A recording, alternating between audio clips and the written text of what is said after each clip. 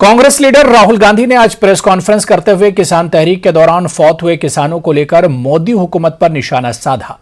राहुल गांधी ने कहा कि एहतिजाजी किसानों की मौत का हुकूमत के पास कोई रिकॉर्ड नहीं है।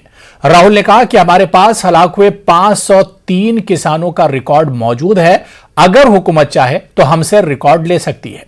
उन्होंने मोदी हुकूमत पर इल्जाम लगाया कि वो दरअसल महलूक किसानों के अहले खाना को मुआवजा देना नहीं चाहती है। राहुल ने कहा कि किसानों को लेकर हुकूमत हसास नहीं है। पंजाब की सरकार ने कहां है? पंजाब के सरकार के पास 403 नाम है। उनको हमने 5 लाख रुपए का कॉम्पेंसेशन दिया है और 150 कितने 152 लोगों को हमने नौकरी दी है और बाकी लोगों को भी हम नौकरी देने वाले हैं।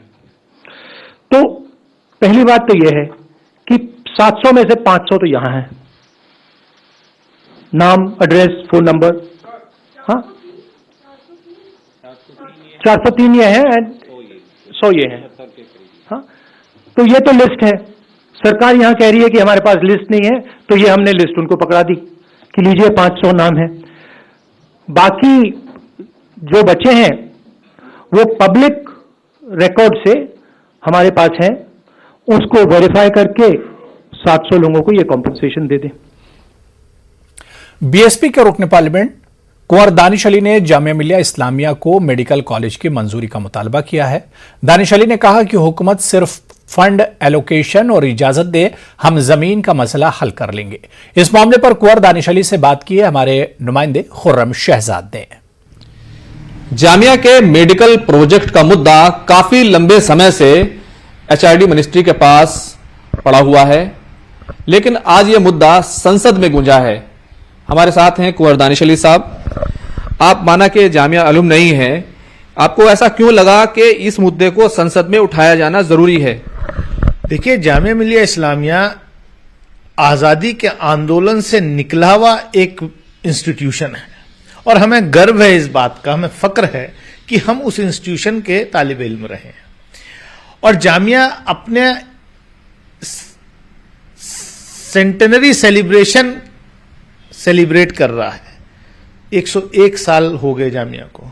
तो इससे अच्छा क्या मौका होगा, जो दशकों पुरानी मांग जामिया की रही है कि जामिया में मेडिकल कॉलेज होना चाहिए। और पिछले ये कोविड के दौरान हमने देखा, पूरी दुनिया ने देखा कि मेडिकल इंफ्रास्ट्रक्चर की कितनी जरूरत है, डॉक्टर्स की इस देश में कितनी जरूरत है, ये सरकार ने भी रिकॉग्नाइज किया है। और जिस इलाके में जामिया मिलिया इस्लामिया एस्टेब्लिश्ड है, वहां बहुत ही डेंस्ड पॉपुलेशन है और वहां पर कोई सरकारी मेडिकल कॉलेज, बड़ा सरकारी अस्पताल नहीं है। प्राइवेट हॉस्पिटल्स एक से एक हैं, फोर्टिस वहां पर है, अपोलो वहां पर है, आसपास है। और वेस्टर्न यूपी से लगा हुआ ये इलाका है, तो हम सारे पैरामीटर्स फुलफिल करता है जामिया की डिमांड। मैं समझता हूं सरकार को इस पर पॉजिटिव कॉल लेनी चाहिए। मैंने कल लोकसभा में उठाया भी सवाल और मैंने बाद में हेल्थ मिनिस्टर से अलग से बात भी की है। तो कोविड के इस दौर में जब अस्पतालों की और इलाज मुआलजे की तमाम जो वसाइल हैं उनकी जरूरत पड़ रही है, ऐसे में ये बड़ी डिमांड सामने आई है। देखना ये होगा मरकजी हुकूमत की तरफ से किस तरह का रिस्पांस आता है, क्योंकि फाइल जो है वो एचआरडी मिनिस्ट्री में वजारत तालीम में काफी लंबे वक्त से पड़ी हुई है।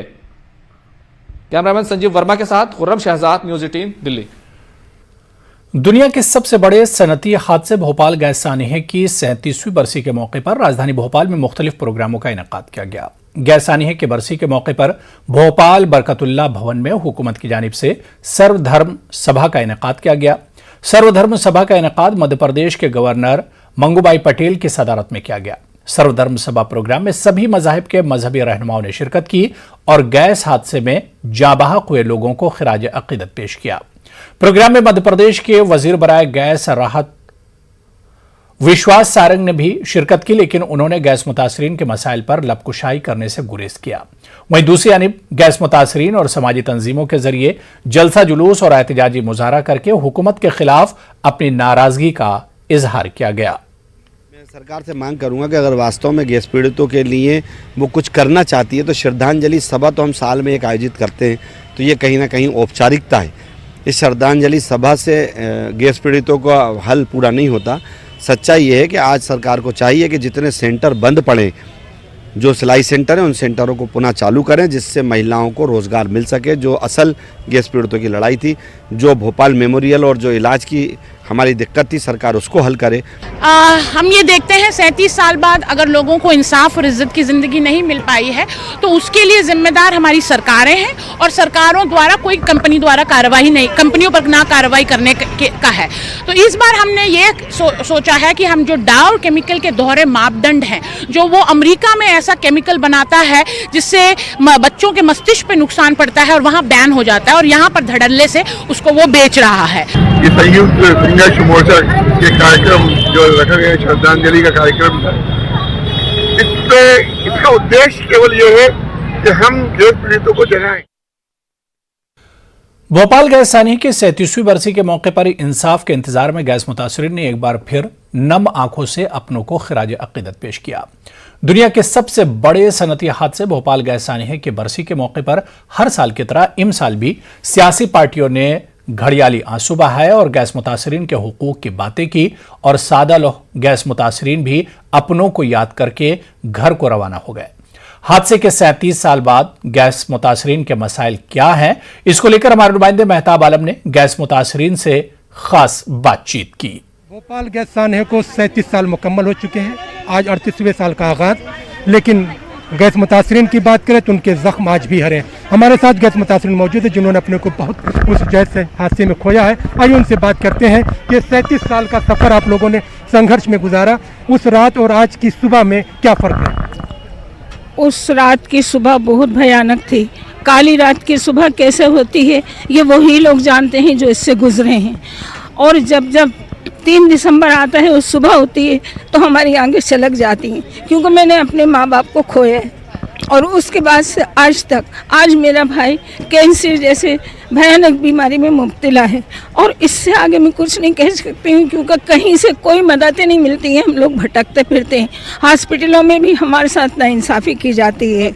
और हमने संघर्ष किया लगातार, 36 साल हो गए, सरकार हमारे लिए कुछ नहीं कर रही। हम चाहते हैं उचित मुआवजा दे, उचित गैस पीड़ितों को इलाज दे, सही डॉक्टरों की भर्ती हो।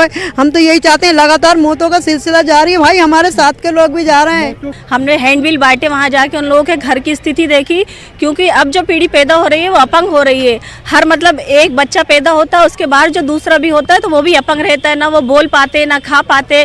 अब सोचिए उन लोगों को मुआवजा मिलना बहुत इसलिए ज़रूरी है कि क्योंकि उनके माँ बाप उनको उठा के खुद बिठाते हैं। अब माँ बाप घर में देखें, बच्चों के लिए कमाएं, जब वो गैस काइंड का हम लोगों को पैसा मिल जाए तो वो बच्चों के लिए अपने कुछ करें, उससे बिजनेस करें घर बैठे, ताकि वो अपने बच्चों को भी देख सकें। लेकिन अब हम लोगों को जो आवाज़ है वो हमेशा बुलंद रखना है, जिस तरीके से जब्बार भाई और हमीदा भी इस चीज़ को हमेशा उठाते रहे, और हम लोगों ने इस चीज़ का संकल्प लिया है, तो अब हमें इसको आगे बढ़ाना है। उन लोग आज तक पूरे नहीं करे, हम लोग की हक की लड़ाई है। इलाज पूरा नहीं हो रहा, दवाएं पूरी नहीं मिलती हैं, आधी दवाएं मिलती हैं, देखभाल सही नहीं है, हॉस्पिटल में बिस्तर सही नहीं है। 37 साल बाद गैस मुतासरीन चाहते हैं कि उनको सही इलाज दिया जाए, और फिर जो इसका जहरीला कचरा उसको साफ किया जाए, और उसके साथ साथ वो लोग जो गैस हादसे के लिए जिम्मेदार हैं उनको सजा दी जाए। जब तक ये नहीं होता है इनका संघर्ष जारी रहेगा। कैमरामैन मोहसिन खान के साथ मेहताब आलम, न्यूज़ 18 उर्दू, भोपाल। चलिए यहाँ पर रुकेंगे फिलहाल छोटे से ब्रेक के लिए।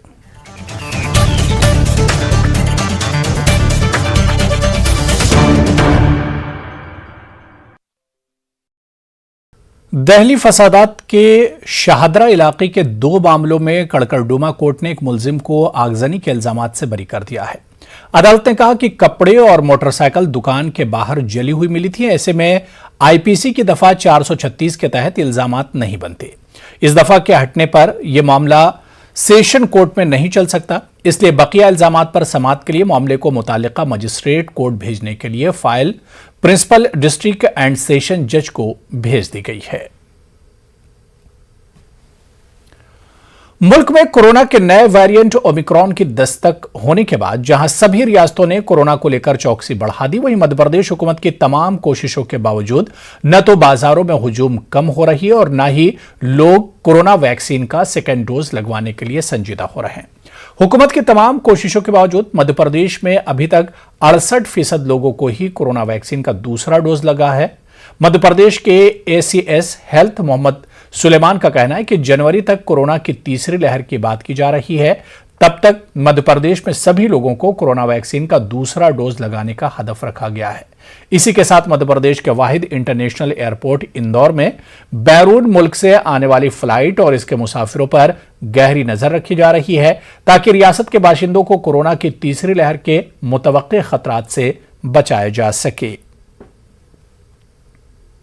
कलेक्टर्स को ये कहा कि आप गांव-गांव में वोटर लिस्ट से पुष्टि करें कि वहां कोई ऐसा आदमी बचा तो नहीं है जिसको फर्स्ट डोज लगती हो और अभी ना लगी हो।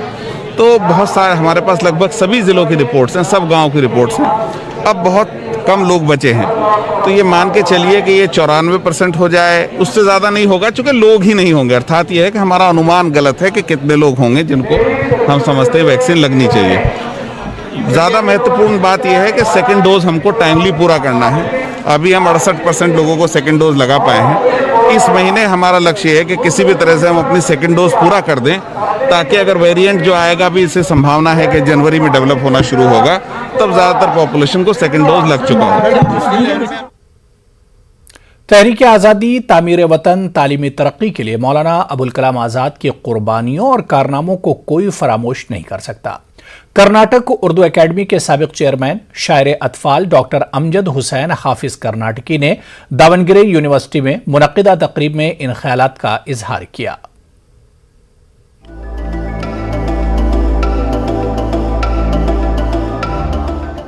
कर्नाटक की दावनगिरी यूनिवर्सिटी में मौलाना अबुल कलाम आज़ाद को खराज अकीदत पेश किया गया। इस मौके पर मारूफ शायर और अदीब डॉक्टर अमजद हुसैन हाफिज कर्नाटकी ने मौलाना अबुल कलाम आज़ाद की हयात व खिदमत पर कलीदी खुतबा पेश किया।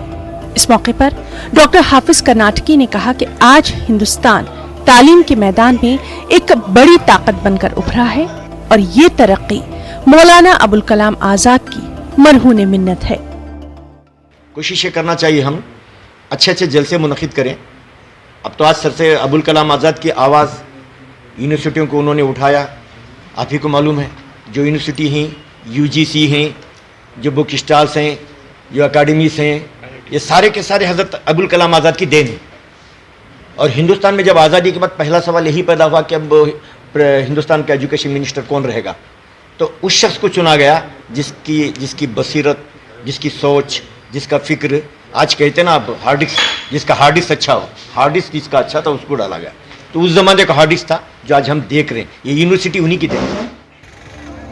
दावनगिरी यूनिवर्सिटी की रजिस्ट्रार गायत्री देवराज ने यूनिवर्सिटी के तहत कायम उर्दू शोबे को मजबूत करने की हिदायत दी।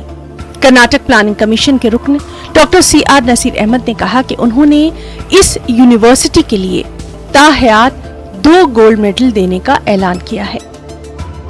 We will be conducting such programs in the university in the days to come.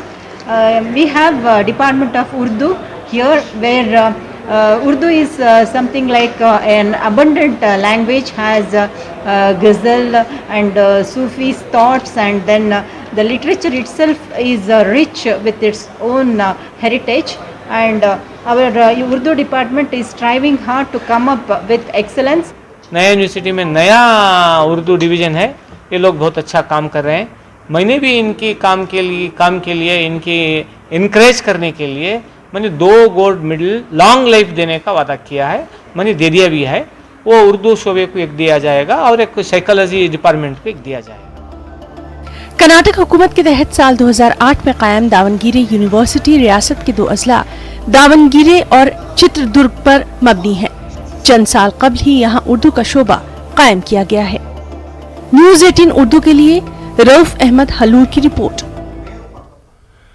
तो चलिए इस बुलेटिन में अभी फिलहाल इतना ही। चलते चलते नजर डालते हैं क्रिप्टो की समझ पर। आदाब।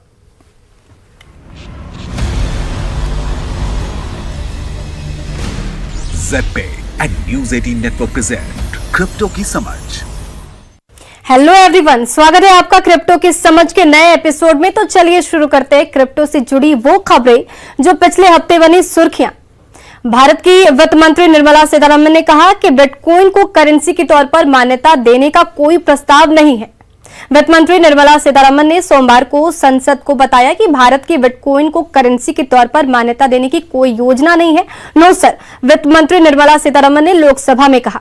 वो लोकसभा में एक सवाल का जवाब दे रही थी जब उनसे पूछा गया कि क्या वर्चुअल करेंसी को मान्यता देने का कोई प्रस्ताव है, तो वित्त मंत्री ने लिखित जवाब में भी यही कहा कि सरकार बिटकॉइन लेनदेन पर डेटा इकट्ठा नहीं करती है। ये प्रतिक्रिया तब आई जब सरकार संसद में चल रहे शीतकालीन सत्र में आधिकारिक तौर पर क्रिप्टो करेंसी और regulation of official digital currency bill 2021 को पेश करने की तैयारी कर रही है।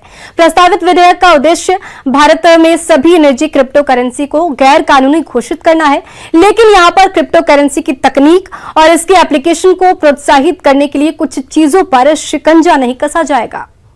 माइक्रोस्ट्रेटजी ने $414.4 मिलियन के 7002 और बिटकॉइन खरीदने की घोषणा की है। यूएस बेस्ड सॉफ्टवेयर निर्माता माइक्रोस्ट्रेटजी ने एक्स्ट्रा 7002 बिटकॉइन खरीदने की घोषणा की है। इस खरीद से माइक्रोस्ट्रेटजी, जो कि अपनी बिजनेस इंटेलिजेंसी, मोबाइल सॉफ्टवेयर और क्लाउड बेस्ड सर्विस के लिए जाना जाता है, गैर क्रिप्टो कंपनियों के बीच सबसे बड़ी जानी माने वाली बिटकॉइन होल्डर बन गई है। माइक्रोस्ट्रेटजी के सीईओ माइकल सेलर ने कहा कि बिटकॉइन को औसतन लगभग $59,187 प्रति बिटकॉइन की कीमत पर खरीदा गया है। कंपनी के पास अब 1,21,044 बिटकॉइन है, जिन्हें $3.57 बिलियन में खरीदा गया था। ओमिक्रॉन यानी कि OMIC टोकन ने इस हफ्ते आखिर में 900% की उछाल भरी। एक ऑब्सक्योर क्रिप्टो करेंसी टोकन, जिसे क्रिस्टेंड ओमनिकॉर्न का नाम दिया गया है, उसकी कीमत में 27 नवंबर और 29 नवंबर के बीच बढ़ोतरी हुई। ये एक ऐसा समय है जब बाजार में नए कोविड-19 वर्जन को लेकर फैली आशंकाओं को पहचाना गया, जिसे ओमनिकॉर्न कहा गया। 8 नवंबर के आसपास कोइनचेको की सूचीबद्ध इस क्रिप्टो करेंसी की कीमत 27 नवंबर और 29 नवंबर के बीच 898% बढ़कर $65 से $655 हो गई। डिस्कॉर्ड पर प्रोजेक्ट की चैट में सिर्फ 800 से कुछ ज्यादा पार्टिसिपेंट हैं और ट्विटर ग्राहकों की संख्या मुश्किल से 900 से ज्यादा होगी। हालांकि दिन के खत्म होते होते टोकन 18% गिरकर $320 पर कारोबार कर रहा था। अजीब बात है कि जहां पूरे क्रिप्टो बाजार में बड़े पैमाने पर बिकवाली देखी गई, ओमनिकॉर्न, जो कि इथेरियम बेस्ड टोकन है, उसमें बढ़ोतरी हुई। क्रिप्टो से जुड़ी खास खबर में बस इतना ही। अगली बार क्रिप्टो करेंसी से जुड़े कुछ और रोचक खबरें आपके लिए लेकर आऊंगी। तब तक के लिए नमस्कार।